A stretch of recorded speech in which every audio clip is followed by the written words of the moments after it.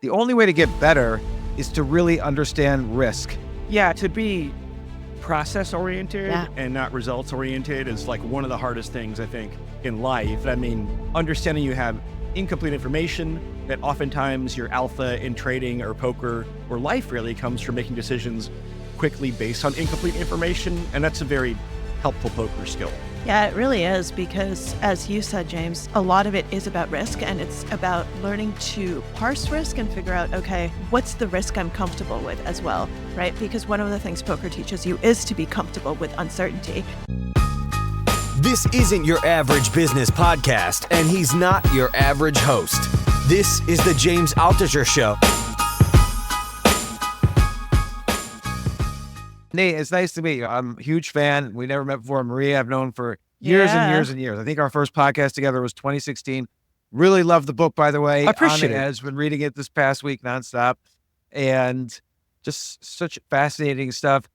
In general, everything you guys do, I love talking about poker, elections, and particularly from on elections, particularly from a game theoretic point of view. Like, I almost don't care at all about the issues, but I care very much so. I care very much about all the strategies, oh, here's how she's playing this debate. Here's how he's doing it. All the game theory on the VP picks and all the stuff that you talk so much about on your podcast. And I want to stress how much I enjoy your podcast, but let me bring up the page for it, because do you ever have this happen to you? Whenever I'm in a podcast, I forget actually everything I'm supposed to remember. Like, I would have to actually look, even though I've been spent the past week reading your book, I forgot the title when I just had to say it just now. No, I have this thing where I'm worried that I forget people's names, and it's like very rude to not use someone's name in conversation, but I'm paranoid of making, I don't know if it's type 1 or type 2 error, right? I've done that. And I've actually called in the middle of a live TV interview. I called someone, I don't remember when I did this, by their last name instead of their first name, because their last name was like a first name as well. And the moment it came out of my mouth, I was like, fuck. Okay, well, wait until you do enough podcasts where you have someone on your podcast and you're asking questions, and mid-podcast, they look at you sort of strangely, and only then you realize, oh, I've had them on my podcast before. Okay. That's happened to me. And then I wonder, am I an old man? What's going on? Am I losing it? But anyway, your podcast, Risky Business. And again, it's sort of the ideal podcast for me. It talks about everything near and dear to my heart, which is, making decisions, making as rational decisions as you can, using all the available data around you, whether it's betting on election, betting on a poker hand, taking a job, making an investment, getting into a relationship. All these decisions basically involve some form of mental modeling and data and statistics and probability. And then you still might make a bad decision, but it still is, the rational decision is not always the right decision. And I wanted to start off by defining some terms. You both talk about, and Nate, you mentioned this in your book, this kind of imaginary community called the river. And I like to think I am also part of that community, but I think my fear is everybody probably. Yeah. But I was thinking while I was reading it, though, everybody thinks they're part of that community. So maybe describe it and we could decide. So I think of the river as the world of rational's a loaded term, but quantitative analytical risk takers, people who are really into numbers and data, and people who also are extremely competitive. So poker is the easiest embodiment of this world, but also Wall Street, Silicon Valley, etc. And also people in the industry, not just people who are gambling, but the casino industry itself is very Riverian now, where they're trying to manipulate you to make larger bets on slot machines and spend more time playing blackjack and getting their rewards program, etc. Even while the odds are getting worse and against you, they're doing it very, very, they're changing the blackjack odds tables. It's really interesting, and people don't really notice, right? A lot of times they do it in really subtle ways. By the way, Nate, I had a really funny conversation, and this goes back to what James was saying, that everyone would like to think that they're a member of the river community that I haven't told you about. So at your book launch party, I was talking with a friend of mine, Vanessa Selbst, who we all know as a brilliant mind, brilliant poker player, Yale Law School graduate, currently works at Jane Street Capital. And we were talking about your book, and I said something about like, well, river, blah, blah. And Vanessa looks at me. She's like, you're not from the river. You're from the village and you're just visiting. Oh, no. I was like, whoa. She's like, look at that's your like the background. worst. She's like, you're like Ivy League. I was like, Vanessa, you could say the same of you. She's like, you're a village who likes to visit the river. Yeah. Oh my That gosh. seems like the worst insult, particularly at a Nate Silver I book was like- party. Like, oh, you're just a tourist to the river. The rest of us live here. That's exactly what she said. But it is kind of exciting though, like the idea of having the kind of mind where I'm gonna learn and understand poker and I could do it for a living, or I'm gonna bet on elections and I could do it. This is my life. Or the idea that you can use knowledge from this so-called community of the river to basically live your life, and everyone else is just sort of like, I don't know, mediocre villager. There really does seem to be some sort of elite aspect of being kind of somebody who lives your life by the odds and understanding the risks and so on. No, it's like immigrants are the most patriotic Americans. It's like transplanted villagers. I mean, I agree that Maria was probably born in the village, but the most patriotic Americans are people that move intentionally to Thank the you, United Nate. States. Thank you. I appreciate that. And I am an immigrant as well. But I don't know if times. Maria was born in the village. I think the fact that she wanted to, that became the biggest bluff. Like, oh, I'll start from scratch, learn poker, and then write about the experiences. I think that idea really came from an itch of secretly being in the river and wanting to fully come out. Maria, how'd you, I'm not sure I ever asked you this Yeah. point blank.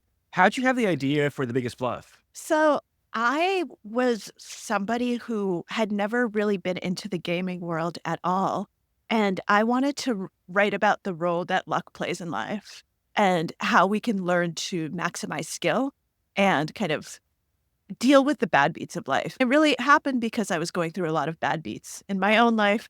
I'd gotten really sick. My grandmother died in a freak accident. A bunch of people in my life lost their jobs. And I wanted a way to metabolize it, to make sense of it, and also to figure out, okay, how do you still make good decisions, right? There's all this shit we can't control, right? Like all of life, like I get very mad when people are like, oh, poker is just gambling. I was like, well, yeah, life is gambling, right? Oh, everything is probabilistic and there's an element of chance to absolutely every single decision we make. But how do I kind of put a frame on that? And I actually came to poker as the solution to that through the work of John von Neumann. So I was looking at game theory as kind of a way of looking at this. And I read Theory of Games and Economic Behavior. I read that doorstop of a book and did not understand a lot of it because math is not what I'm good at. And I have not done math since I was in high school. But I became fascinated by the idea that poker was the birth of game theory. And that von Neumann thought that if you could actually solve poker, you'd solve nuclear warfare, you'd prevent nuclear war. That this was like the solution to everything. And so I was like, wait, what is this? So then I started looking more into poker and I was like, this is my book. I want to learn how to play. I want to kind of use this as a lens of understanding risk and looking at life in a way that will maximize my decision making. Now, of course, like my PhD was in risky decision making, right? So like that's also why I kind of stung. She's like, well, you have a PhD. I was like, yeah, but my PhD was in risky decision making under conditions of uncertainty. Like this is what I was studying. And I actually wish that I could go back in time and do some of the studies because I used stock market games. I was like, we should have used poker, right? Like that would have been so beautiful. But I didn't know back then that would have been such. But the stock market too, though, is very, let's just say it for what it is. The stock market is a giant casino. Oh, I mean, absolutely. there's really, you buy a piece of Apple, like if you buy shares of Apple, you're buying like supposedly a small percentage of the company. And then when you own a small percentage of a company, you all share in the income of the company. That never happens.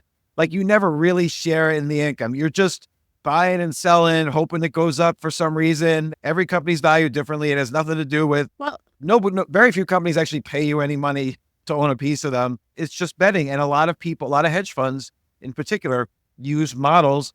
By the way, probably similar, Nate, to the models you use for predicting the election. A lot of stock market hedge funds use models to say, oh, Apple has this 80% probability of going up tomorrow, and then they make their bet accordingly. It's so funny, though. One of the reasons that I said we should have used poker instead of stock markets is when the late, great Danny Kahneman did some consulting for Wall Street, his conclusion from it, and I've quoted this before at presentations to members of Wall Street, they don't like it, is that trading is is gambling. It's like you're in a casino as opposed to poker. He's like, poker players actually make much more reasoned and correct decisions. You're not playing poker. You think you're playing poker. You're gambling. And he drew this distinction between the two, which I thought was very interesting. Well, traders have these physiological reactions that are very similar to poker players, in fact, right? They have physiological responses to taking risk. It actually seems healthier, by the way. You're like a better trader if you have a stronger response, ironically. But no, for sure, it's absolutely, I don't know if it's degenerate, but it's definitely the gambling gene. It's degenerate because I was a day trader for 8 years, and it's completely a degenerative disease. And in terms of physiological reactions, I mean, I used to make a trade, and if you within a few seconds, the trade's either going for you or going against you, and my blood would start pumping, like I would hear it in my ears, and I would go across the street. There was a church across the street, and I would just pray to Jesus, please let them. And I'm Jewish, so this was how desperate I was to make it work for me. Just pray to Jesus, and it was just so miserable. I did make money, but it was a miserable experience for many years. But the only way I got better, and you guys discussed this, I mean, this is the heart of your podcast. The only way to get better is to really understand risk. Like, I could know what the right trade is, but if I don't understand risk, I am going to go broke. In any of these games, in any of these scenarios, the risk is 90% of the game. Yeah, no, to be process oriented and not results oriented is like one of the hardest things, I think, in life. And it's the one thing that poker players are like, maybe not as good as they should be, but are relatively good at compared to most people. Not telling a narrative of, oh, of course, if I'd done this or that. I mean, understanding you have incomplete information, that oftentimes your alpha in trading or poker or life really comes from making decisions quickly based on incomplete information. And that's a very helpful poker skill. Yeah, it really is, because as you said, James, a lot of it is about risk, and it's about learning to parse risk and figure out, okay, what's the risk I'm comfortable with as well, right? Because one of the things poker teaches you is to be comfortable with uncertainty, because there are two things, right? It's both incomplete information, but also uncertain information, which are two different things, right? So you don't know everything, but there's also an uncertainty parameter where you have, you can say, well, I think I'm this confident, but it's a thought, right? It's not, you don't know, because there is uncertainty about all of the different inputs. And so you have a model in your head. I call it, my decision-making model. I'm not Nate. I'm not a statistician. I don't actually have a model where I model my decisions. But in my head, I have different parameters, and I write them down actually when I'm making consequential decisions, like what are the things that are important? How confident am I of all of these different things? And then you tweak the model, right? If you actually look to see what happens and you say, okay, how good was my process? Did I actually account for all of these things? How good, was my certainty warranted here? Was I too uncertain? And then you actually tweak the model so that next time you can make a better decision. And this happens kind of in your head. I'm wondering, though, Maria, if there's a danger of curve fitting, if every time things go wrong, you say what happened, and then you start tweaking, and you feel the need to tweak the model. Right, no, that's why you have to be process and not results oriented. That's why what Nate said is so ridiculously important, and is kind of the heart of what poker teaches you about decision making, because you have to try to figure out, is the outcome because I did something wrong or because I got unlucky? Right? Like, why is the outcome this way? Because you can make the right decision, it can go against you. You can make the wrong decision, it can go in your favor. And in the first case, you don't tweak your model, even though the outcome wasn't good. In the second case, you absolutely have to tweak your model because, you fucked up and then you just got lucky, right? Like, you might have gotten a 10% outcome, and it doesn't make you a genius. It makes you an idiot who got lucky. And so then you need to figure it out. The problem is, and this is why, real life is so hard. In poker, it's pretty easy to figure out, did I get unlucky or did I make the wrong decision? In real life, life's noisy. There's so many different inputs. There's so many different things. And our very fallible human brains are very good at curve fitting and hindsight bias and all sorts of things, where they try to make excuses. And so you try to take that skill from poker and to the best of your ability, figure out, was the decision process correct or not, and only tweak it when it needs to be tweaked. But this is something where you could do it wrong, right? Like you could actually tweak something and then realize, oh shit, like I was curve fitting. I have to go back and figure it out.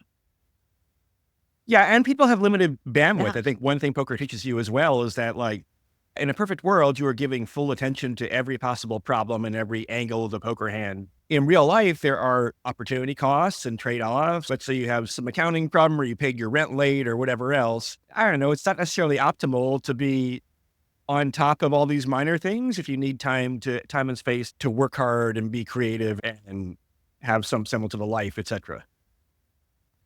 Yeah. go No, I ahead, was Maria. just going to say that actually one of the, I think, most important things about what Nate is saying is also a concept that people have been studying, and it's understudied, which is time poverty, right? That actually, like having that mental constraints, being poor on time is one of the reasons that it can be very difficult for people to get ahead, right? Because when you have all of this overhead cost of just trying to figure out, like, where's my rent coming from? Where's this coming from? Where's that coming from? You can no longer allocate the resources that need to be allocated to make the quote unquote optimal decision through no fault of your own, right? And that can be an insurmountable barrier at times. Well, and this is an important part of risk taking because you could have a model for poker and then play poker and try to win. You could have a model for elections and you're betting on elections and you could try to win. But like you were saying just now, Nate, and Maria, you've mentioned this in your newsletter on Substack, the leap. What if you need $2,000 tomorrow to pay your rent and you have a chance to win $1 million in the bet or lose everything? And it doesn't matter what your odds are on the $1 million, 1% or 10% or whatever, you gotta make sure you have the $2,000 to pay rent. So it's almost like decision making in life has to include so many different variables. You kind of just have to have a feel for risk. You're not going to calculate the odds of everything. Yeah, look, I feel like this is becoming more and more true as well. It's harder to just kind of blindly trust experts and institutions, or at least if you look at the polls, trust is going down in like every major U.S. institution except for the military, ironically. And so Why is that? Good question. I think it's kind of halfway deserved. The biggest political trend of the past 20 years is that increasingly people who are college educated and have high social trust vote Democratic. One consequence of that is that 98% of Harvard professors are Democrats, or 98% of public health epidemiologists are Democrats. And so and people are very tempted by partisan reasoning. Partisanship is a hell of a drug. And so I do think that institutions are becoming less trustworthy for that reason, but also you have campaigns. I mean, Trump is running to discredit American institutions as well. And so it's become politicized, but that's kind of a self-reinforcing downward spiral. And also I think there's more asymmetries. I mean, people produce this data trail everywhere they go. And so therefore organizations that collect this data, companies, et cetera, are now more clever at finding ways to manipulate people. You see it in the casino industry, getting them to spend more. And so if you're not sharp about this stuff, then I feel like you get taken advantage of more and more. And I think also the use of AI now, Yeah. because AI can basically create any kind of content, we're kind of on a trend where if you see any piece of data, news, information, whatever, you should probably just assume it's not real. Eventually, all data will have equal probability of not being real. Yeah, it's actually quite scary because if you look at the psychology of how the brain processes information, the model that is the established one in the sense of this is probably true, is that our brain has default true switch, right? So we assume everything is true when we first encounter it because that's the way we understand reality, right? I can't question all the time, is this really here? So you see it and you're like, okay, water bottle, we're true. And then that's effortless, right? So everything that comes in is effortlessly tagged as true. And then there's always a second step where we say, okay, is it actually true? Right? Where you say, wait, no, false, right? That's not actually something that exists. This is false. However, when there's cognitive load, when there's anything going on, that second step sometimes doesn't happen. And so we incorrectly remember things as true, even when they're false. This is why, like, when you're on a jury, if some piece of evidence is introduced and then the judge says, ignore that, like, do not use it. I mean, that's not going to work. Like, and it never works. Right, which is why the lawyers always say they know that it's going to be thrown out of the court. And that initial thing will then just stay in the back of your mind and cloud the information later on. And before AI and all these things, like, I think in our world, it used to be easier to realize, okay, because it is effortful. And so we have limited bandwidth, limited cognitive resources. So it used to be easier to figure out, okay, like, what are the things that I need to kind of verify? And some things, like, obviously, like if I said, Nate, yesterday I saw a pink elephant walking down Park Avenue, you'd be like, okay, no, like, for 1 second, your brain had to believe it to process what I was saying.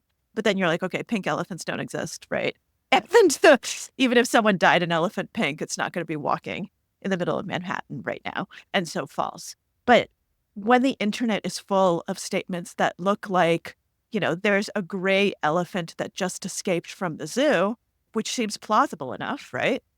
We're not like flagging it as pink elephant as walking down the street, but it might be. And now we can't distinguish between the two. And so the load on our brains is such that I think a lot of times shit's just going to get tagged as true because you can't verify every single time. It's interesting because when I was writing about con artists, I got exhausted at some point because you realize that you have to fact check literally every single sentence out of their mouth. And so you start having to pick and choose. You're like, okay, I don't have time to fact check a 5-hour-long interview. So I'm going to fact check like the most important things. And then I ended up figuring out that like this guy made up that he had a sister. And it went into my book because it didn't even occur to me that he would make up having a sister. And like, I didn't fact check it. And Nate, I'm guessing that you probably encountered this when, you interviewed SBF. Like it's exhausting. And like when we have to do it literally all the time, like I don't think our brains can't do it. What's the axiom where like it takes 10 times more energy to like disprove bullshit than to create bullshit? Yeah. And look, this is probably why I feel sympathetic to people that I have differences of political opinion with, right? Like if it's my job to follow politics and policy, then I can make these like fine distinctions about, this thing isn't precisely true, but it's directionally right or this and that. If you have another job apart from politics, then, it's hard to distinguish these things sometimes. And even things like, talking about like, what if you saw like a pink elephant? The other day I saw a Clydesdale horse on like Fifth Avenue in Manhattan, which makes sense because for some reason they still allow like horse-drawn carriage rides, right? But it's utterly bizarre in some sense that you have like a Cybertruck and then a horse-drawn carriage and then regular, Honda Accords. It doesn't really make a lot of taxis. Doesn't make a lot of sense. Yeah, then you have stories of like different farm animals getting out to the subway tracks in New York. Weird shit does happen. And I think, but it's even like, I don't think our brains are like, we're literally not built for this because for AI and all of these reality manipulations, because at least before you had to parse political statements and that kind of stuff. Now we have to parse like what we're hearing. Wait, it sounds like Nate's voice, right? But what if it's a deep fake? What we're seeing, like, wait, it looks like Nate actually was here and was involved in this bar fight, but that doesn't seem like Nate. So like, is it a deep fake, right? So like all of our senses are constantly being manipulated and it's happening all the time. And the technology is getting so damn good. And then there's the next level of this, which is that, okay, we're all talking right now with devices near us. So presumably one of these devices is listening and selling the data. So the next time we all go on YouTube, we're just in this echo chamber where every video is pink elephants going down Main Street or different cities. And those are really made videos, but now we're seeing it over and over. Oh, I guess really Maria really did see. There's so many people who are seeing pink elephants these days. I guess this is a thing now. Like you start to believe it because of the repetition. The number of times when there's like a suggestion of who to follow on Twitter in ways that I believe originates from some data trail I leave apart from Twitter. I don't think it's a coincidence. No, it's not a coincidence. And but what device is actually listening to us and selling data? I can't figure that out yet. But I know it's happening. Like I talked to my daughter the other day about, I don't know how the universe began. And then suddenly on my news feed, it's all these articles. Well, they discovered another way that the universe began. Like who was listening to me? Yep.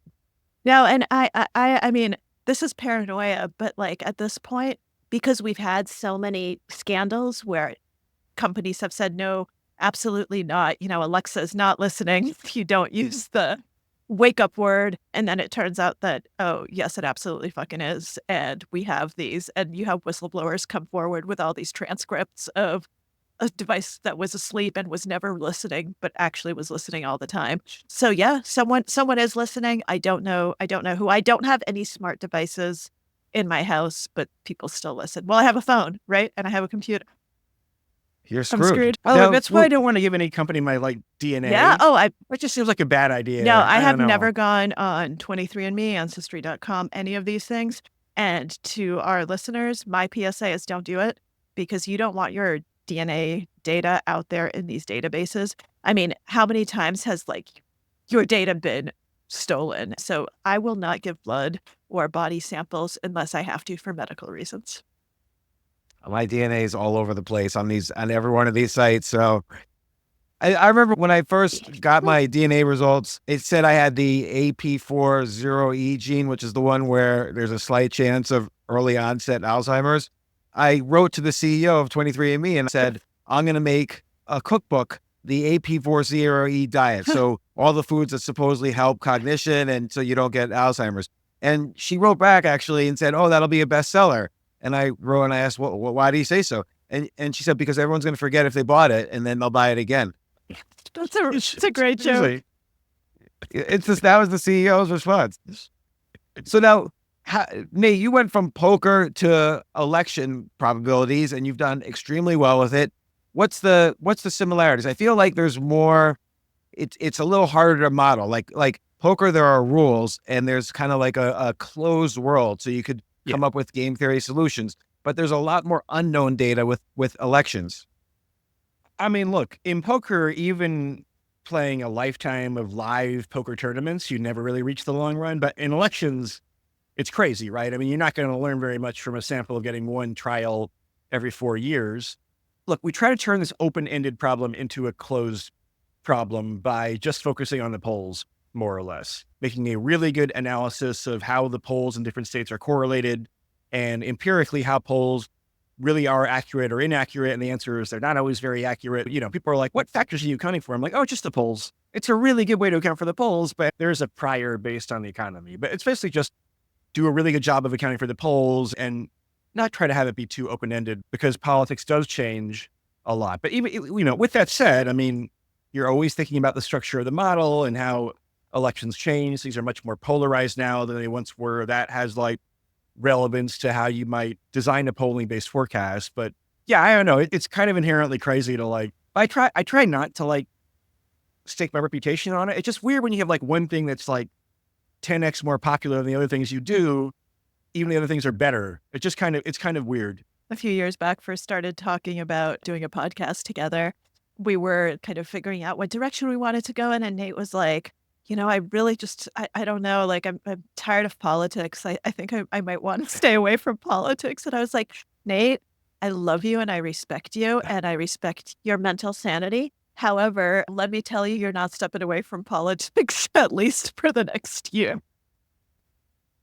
Well, you got a lot of kind of backlash when people didn't really understand. People didn't really understand the difference between a poll, which is somewhat predictive, and the way you do your models, which is more probabilistic. So that, okay, in 2016, if there's, and you talk about this in the book, if there's a 70% chance Hillary's going to win and a 30% chance Trump's going to win, like you were sort of predicting in 2016, the 30% is a pretty high probability that someone could win. It's 30%. It's 3 out of 10 times. I'm like, the market's 15%, right? So we told you to be long Trump, therefore it's a great bet. The EV is very positive from the model. Yeah. So I from an arbitrage point of great. view, someone could have made a lot of money following your prediction models in 2016, probably more than in 2008 when you predicted every single county correctly or whatever election it was. No, I think it's like the highest ROI the one that people hate me for is like the highest ROI forecast relative to the market. Oh, for sure. And as I always say when these numbers come up, and as I wrote in The Biggest Bluff, because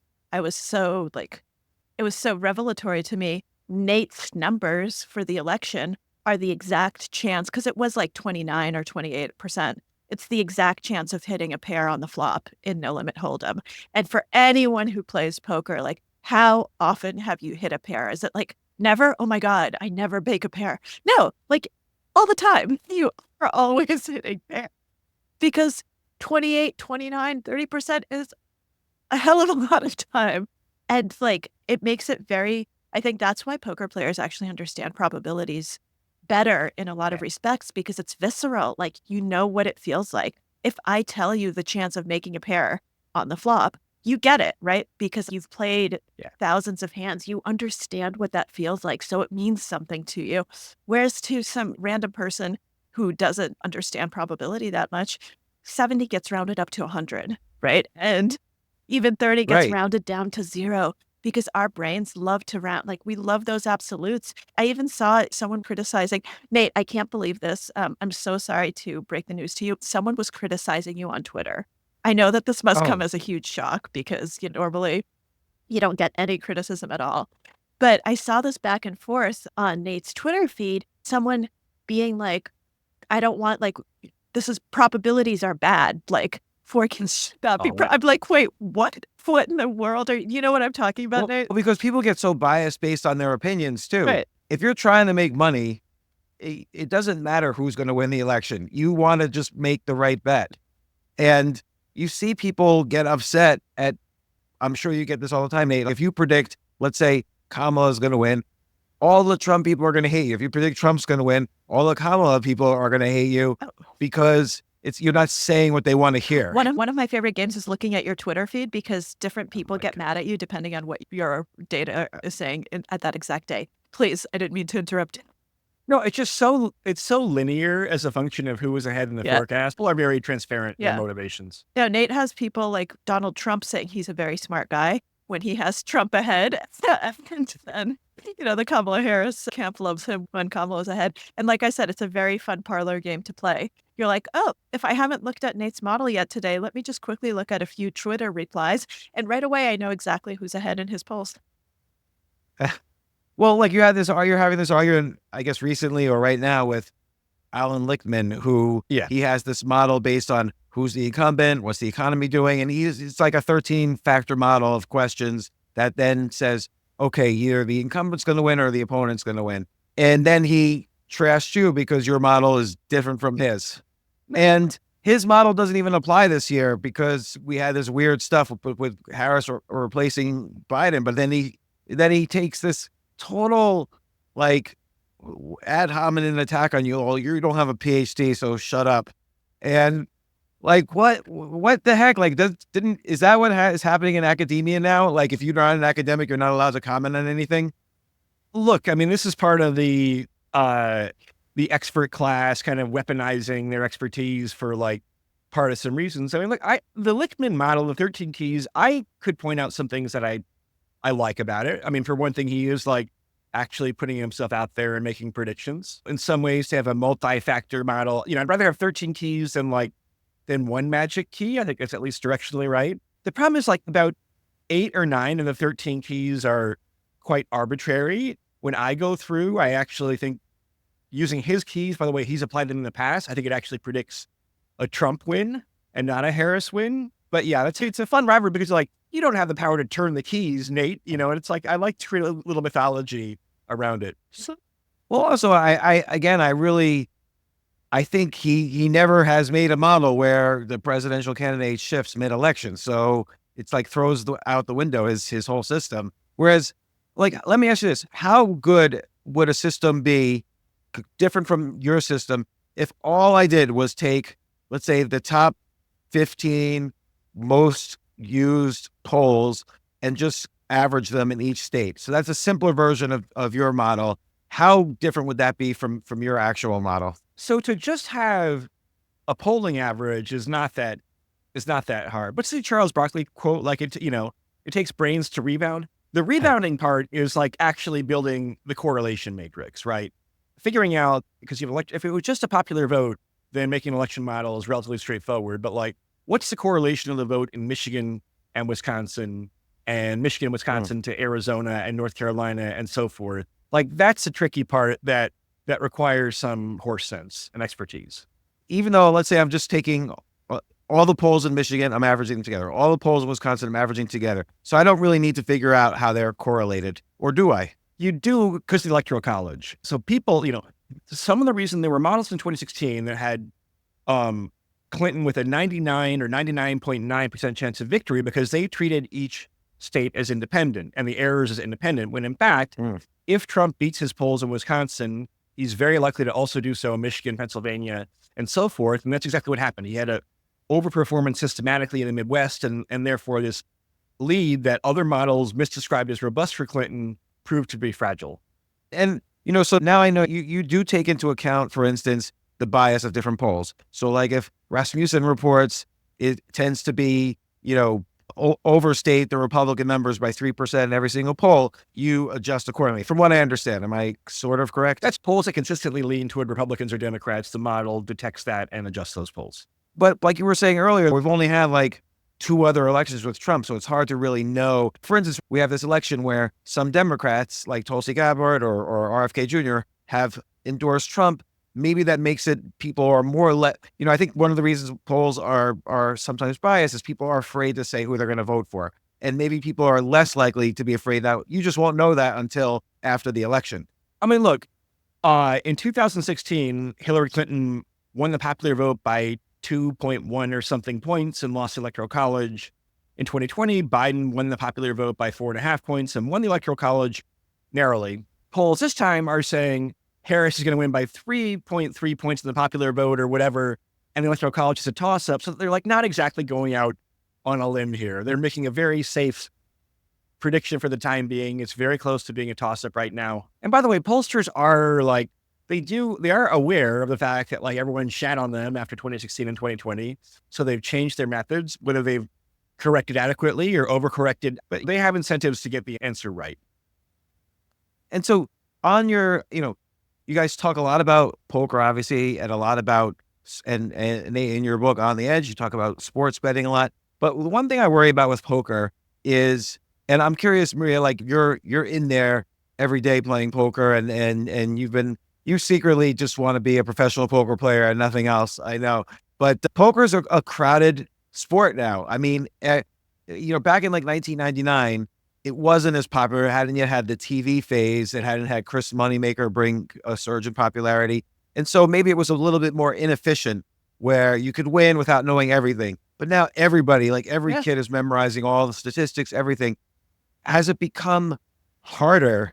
Obviously it has. How do you deal with the fact that it's a hard game It's so now? funny. You're not the first person to ask me this. I'm so unoriginal. No, hold on. Okay, forget it. And to different version is like, you picked a really bad time to get into poker. So my answer is like, I didn't, poker pre-99. Like, first of all, I wouldn't have been old enough to play.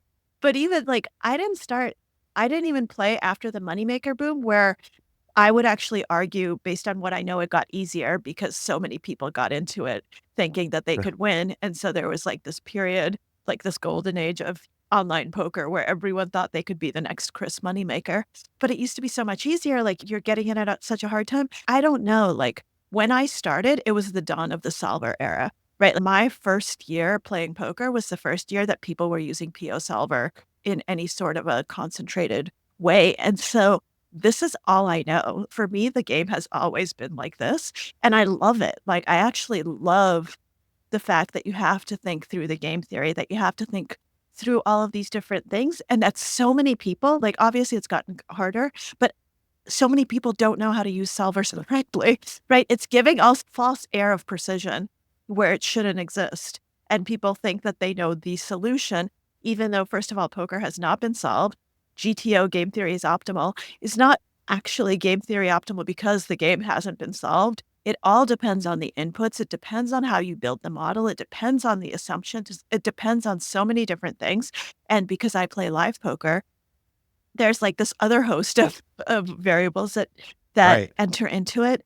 And if you have a false sense of precision, then it comes often with hubris and with, letting a lot of other things not realizing what a lot of other things that you need to be paying attention to are. Of course, the best players in the world understand all of this, right? And they are able to use the models correctly and to extrapolate from them and adjust, et cetera. But on the whole, maybe it's harder than 99 or 2009. I don't know. But like, I love all of the challenges that this is bringing, and I don't think we're in any danger of solvers ruining the game. If we're in danger of anything Well, ruining the game, it's AI and bots and online cheating. yeah, online is Online, is messy. online is, It's, yeah. Yeah, because you can use the solver sitting right next to you, and the physical stuff of being in person, like the various tells or whatever you use in the physical games, doesn't come into play. But Nate, you started playing poker kind of before this computer solver AI type of era, and then you kind of lost your way for a while, did this election stuff, and now you're playing poker more. Have you noticed the difference in your own results and play as a result? no, look, I think on net it probably helped somebody like me because you can essentially substitute a lot of. I think Maria, you said this before. You can substitute a lot of hours on the felt on the poker felt by studying solvers a little bit more. You know, on the flip side, like I kind of acknowledge that like I'm never going to be one of these 20-year-olds who like studies Pio Solver Sims or Geo Wizard, GTO is it? GTO Wizard every day, Geo Wizard.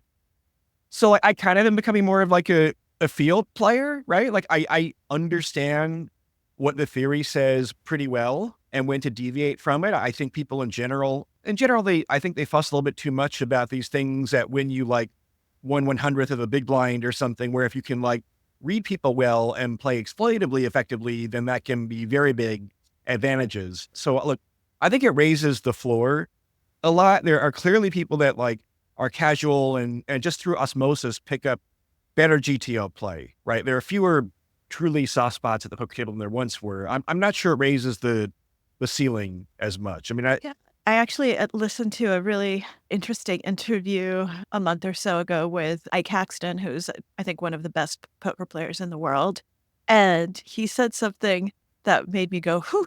He's like, he's like, honestly, bet sizing really doesn't matter.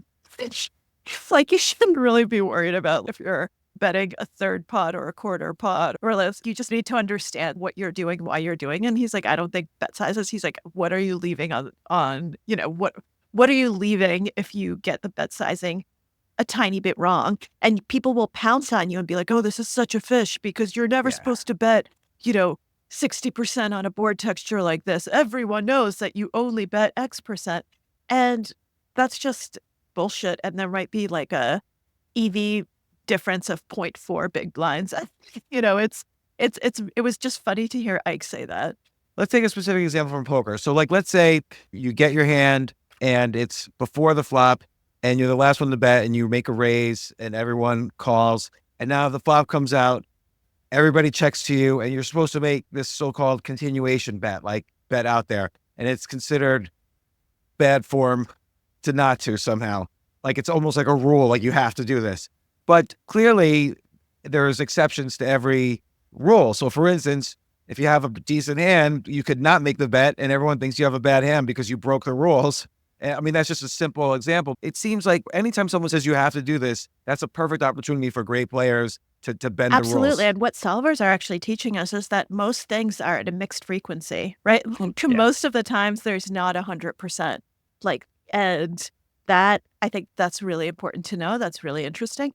And some of the strategies that used to be seen as bad, solvers use them. And it turns out they're not bad. So like in the situation that you described, James, if someone actually breaks that and decides to lead into the pre-flop raiser, right? It's called a donk bet, donk from donkey because it's bad. And anyone doing it is a donkey. And if you are someone who doesn't check, doesn't respect the flow of things and bets into the pre-flop raiser, you must be a donkey. Well, it turns out that that's absolutely not true. And there are absolutely positions and boards where you're supposed to bet.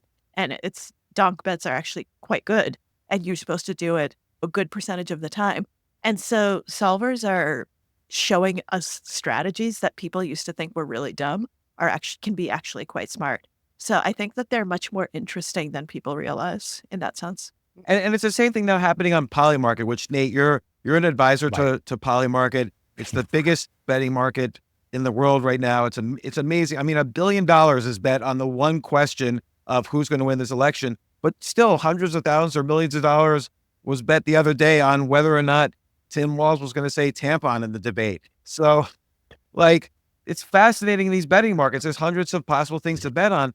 And because these betting markets are so new, I imagine, as opposed to sports betting, for instance, there must be inefficiencies that one could take advantage of. I mean, there are probably inefficiencies in sports betting too. It's kind of a barbell distribution where, if you're betting on Kazakhstani ping pong, you can probably have an edge. And the things that everybody bets on, like the Super Bowl, there isn't necessarily enough sharp money to clear out all the dumb money. The in between, the day-to-day NFL regular season game or NBA regular season game is much tougher. Yeah, there are probably edges to be had. And although in politics or in sports, you get banned or restricted if you're any good. So that's the problem, right? Yeah, they're probably But Polymarket, you don't. No, you don't, because it's peer-to-peer ultimately. So yeah, if you really want to model the likelihood of Tim Walz saying tampon, you probably have an edge there. I think, I'm not sure that's best use of your talents, but that's probably a beatable market, I would think. Like right now, looking at Polymarket this second and looking at your model, what are some decent bets?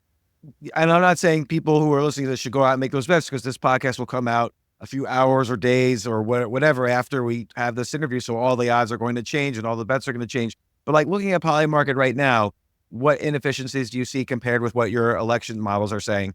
Look, in principle, right now they have Trump-Harris 50-50, and we have Harris with a 56% chance, right? So in principle, you'd bet on Harris, but remember, prediction markets are more flexible and can account for things that my model can't account for, right? So for example, right now you have a port strike where workers, longshoremen are striking on the East Coast and the Gulf Coast, which is expected to lower GDP if the strike continues for more than a week or two by, 0.5 percentage points. And you could put that in the model and figure what's the effect of an 0.5 point, 50 basis point decline in GDP on the election odds. And also there's this war in the Middle East and everything. So I think it's probably pretty reasonable, but in principle, you would bet the Harris side of the line. I do think that because a lot of the prediction markets are crypto adjacent and Trump has been more crypto friendly, there might be a slight pro-Trump bias just based on the demographics of the people that are making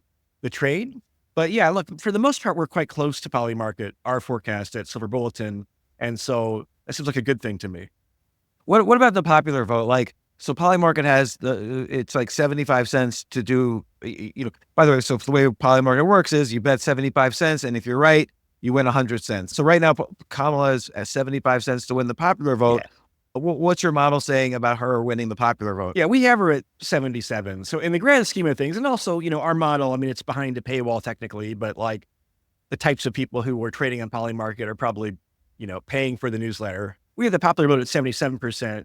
So really we're very tightly aligned with the model, in part because I'm sure the model looks at our numbers, or the markets look at our model, and that affects perception of where the numbers should be. You've said in the past, and Pennsylvania is the state.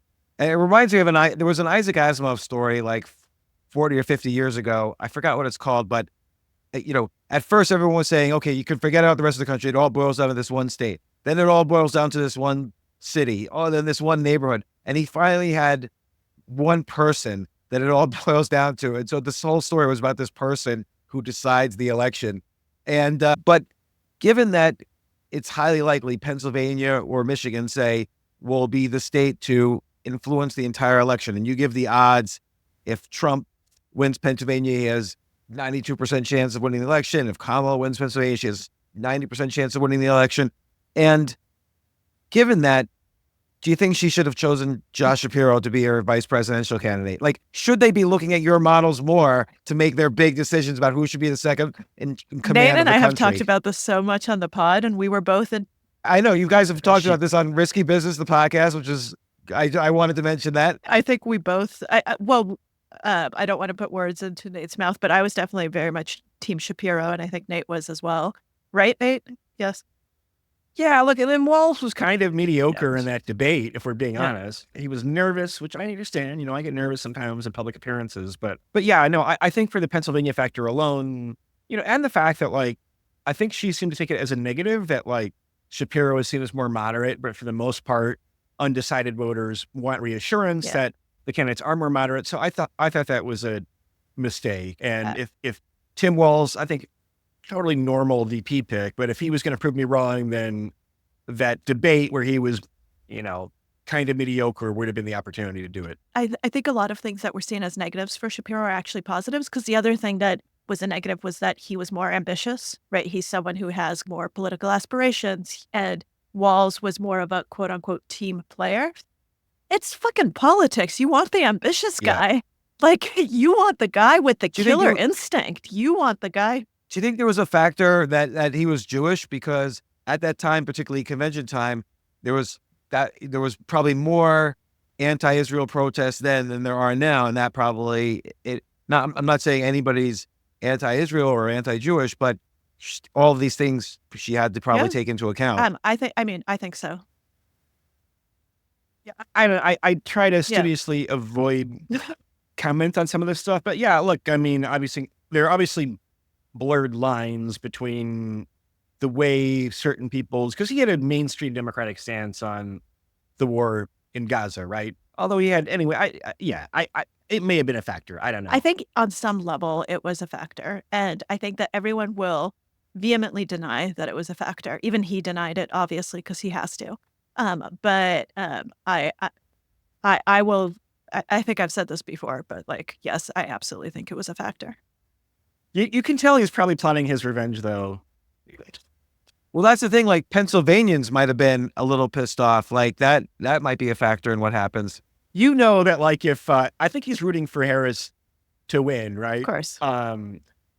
But if he loses by 8 electoral votes and loses Pennsylvania, he might crack open. I don't know if he's a drinker or not. Might crack open a beer and have a little laugh with himself. I really hope that doesn't happen. But as I think we've talked about, if Harris loses Pennsylvania, and that's kind of the tipping point of the election, I think they will look back at this and be like, oh, fuck, we messed up, but it's too late at that point. But I also think that the debate would have been very different with Shapiro debating Vance, to be perfectly honest. Yeah, because I think Shapiro was a lawyer. It's 2 lawyers. They had a similar kind of training. But this is what I'm wondering is, all of this ultimately is about decision making. And if people look at good models, whether it's poker, a game theory optimal model for poker, or Nate, your models for elections, if I was the presidential candidate, and I'm not, maybe this is why I'm not, I would have looked at your models and said, okay, I need to really focus on Pennsylvania. So I'm going to pick a Pennsylvania to be my VP candidate, and I'm going to put $100 million in ads in Pennsylvania, and I'm probably going to ignore pretty much every other state.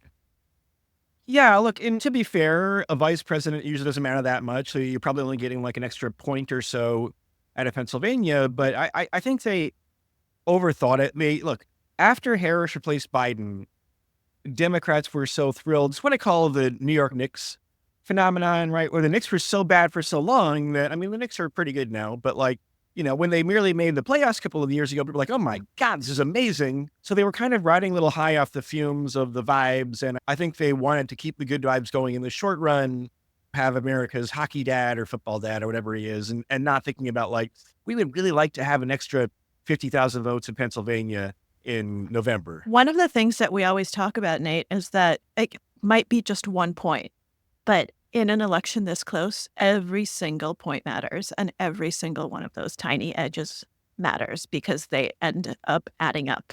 And when you're neck and neck, you need to be thinking about this differently than if you're an overwhelming favorite. Yeah, I agree. And as you guys have pointed out, there's so many different factors in these elections that who knows really what will be the critical factor, but you've identified a couple of critical factors that people should pay attention to. But again, in terms of let's say I want to just make money, it does seem like there's so many bets out there that are, like you were saying, Kazakhstani ping pong or whatever, that are inefficient, potentially inefficient. That's going to be now my metaphorical, the Kazakhstani ping pong team, if they exist, forever now is in my head as the inefficient market. Nate, do they exist, or did you just plant false information into our... No, but I mean, during the pandemic, people were desperate to have a sweat on things, and it was like Filipino ping pong. I mean, literally, people got into really obscure stuff. Degens will find a way to degen in some way involving ping pong. Do either of you bet on Polymarket or any of these prediction Can't markets? in the U.S. Polymarket is not open to Americans. Really? Yeah. Yeah. So you have to use Predicted. Is Predicted still open to Americans? Kalshi. Yeah. Cal, I don't think I know. You mentioned that one in a Well, podcast, but I've never been since there. our podcast, Kalshi is open again, so that their election betting is open. You can bet at The other prediction market I like is Manifest, or Manifold rather, which is free, but so it's play money, but has a lot of really smart people trading there and a good community around it. So if you're in the US, play money on Manifold. If you're anywhere else, then bet Polymarket, I say, is a paid advisor. And as a to non-paid Polymarket. advisor, I will say if you're in the U.S., bet real money on Kalshi. Okay. I got to check it out.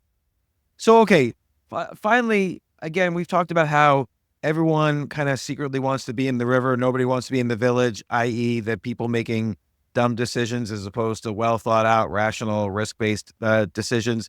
There's really two questions. One is, how do you recognize whether you're in the village or the river? Because Dunning-Kruger, almost everyone I ever speak to about poker says they're the best poker player in the world.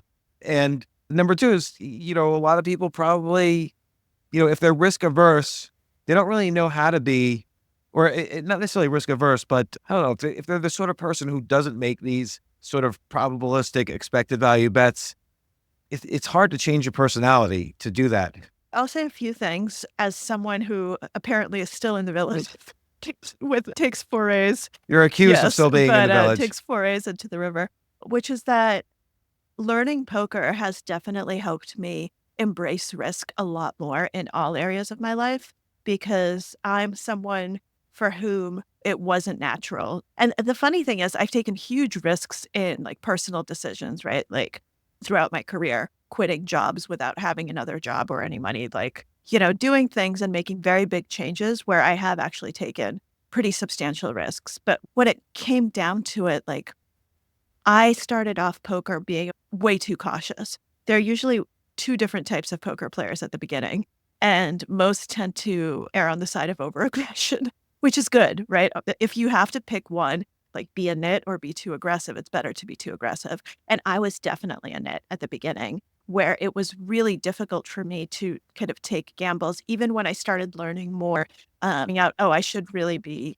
bluffing here, I couldn't pull the trigger. I had, there was mental blocks, and I think a lot of it comes from socialization. Being female, like there are lots of social factors that play into this.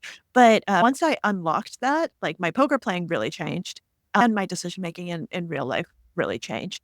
And so I don't think my personality, like who I am, hasn't changed, but I've been able to think about decisions differently, which was part of the reason I got into poker. It worked, right? It actually did what I thought it was going to do.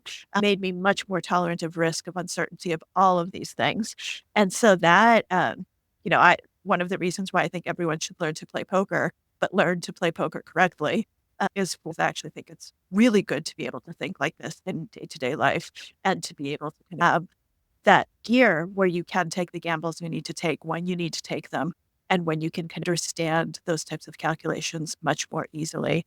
James, I'm definitely not the best poker player in the world. I would say I'm not the best poker player on this podcast. I don't know. It's probably pretty close. I'm higher. I think I have a lower floor. I don't know. I'm more gambly than Maria. Even though she's trying to be more gambly, I'm more gambly than Maria. Yeah. People who have read the book In the Village who say, okay, I at least am now starting to think about more things in expected value terms.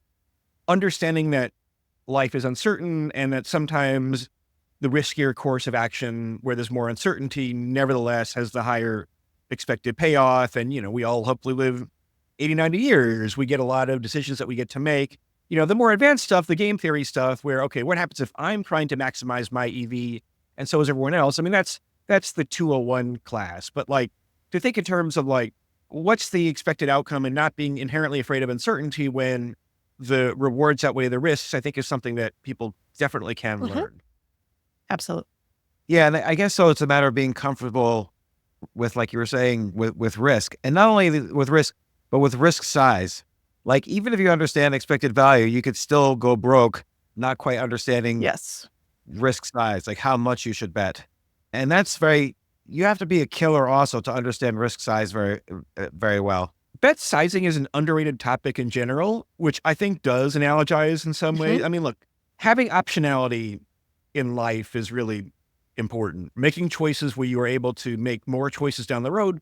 Some people are phobic of optionality and phobic of having too many choices available, but like, being in a position where you can take advantage of opportunities, I think is kind of like the secret behind a lot of people's success. Being able to put yourself in a position to get lucky, right? Because everything in life is uncertain. And so how do you maximize your decision-making, maximize your skill so that you keep putting yourself on kind of the percentage side, right? You keep taking the bets that will put you in a position to get lucky. But if you go broke, you can't do that again. So that's kind of optionality. And I think that's a really important thing to keep in mind.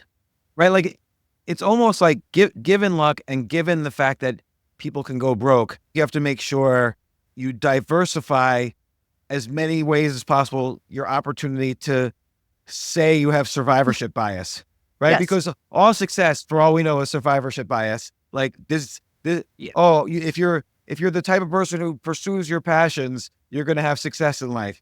Well, we don't know all the people who pursue their passions who are just homeless right now. If you diversify all the strategies you use so that you can have survivorship bias in at least one of them, you're doing well. And I guess you choose based on which ones have the highest expected value. Yep. Yeah. I mean, if you want a good critique of my book, it probably suffers from survivorship bias in a lot of ways, where you're profiling the successful people, although there are like kind of anti-heroes in the book, like Sam Bankman-Fried. Although his mistake was that he felt like you shouldn't hedge your risks at all, and you should go all in on whatever crazy strategy you have to maximize AV, and even if it means, like literally if it means ruining your life. So there's a lesson there as well, I think.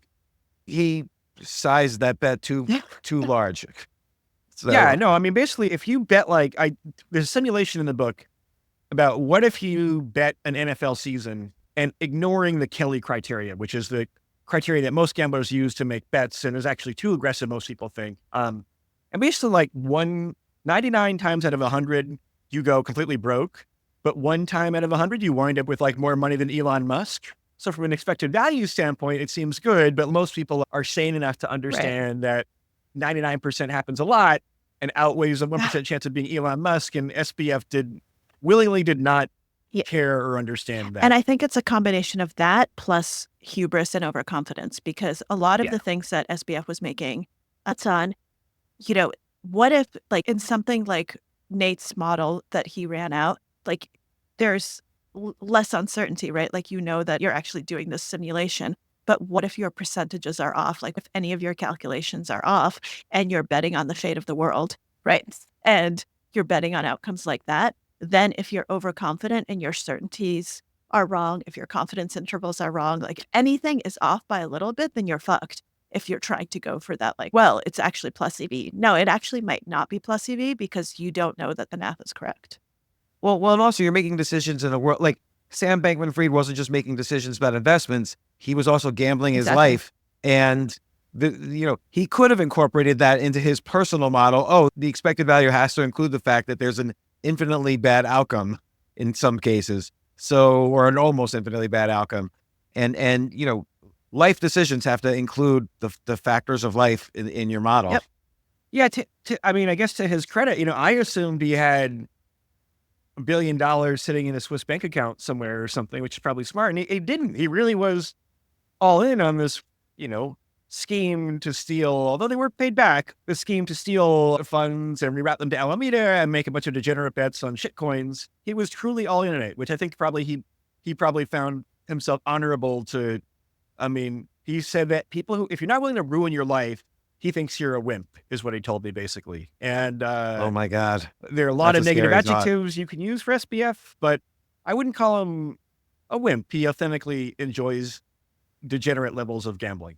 I'm a wimp. Rob, we're probably all wimps. It's probably healthy to be a wimp in that sense.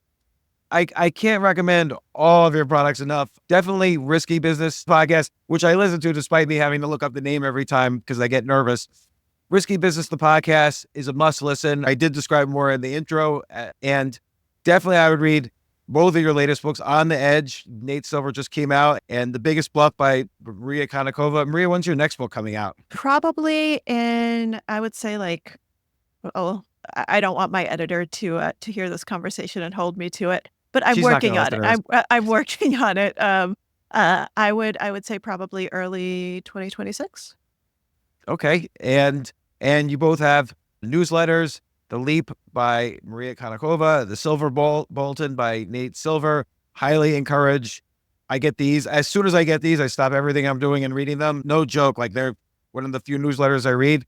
And I really appreciate you guys coming on the podcast. Maria's been on many times. Nate, it's a pleasure to meet you for the first time. So thanks again. Absolutely, Thank you. James. It's always Great to such a chat. pleasure.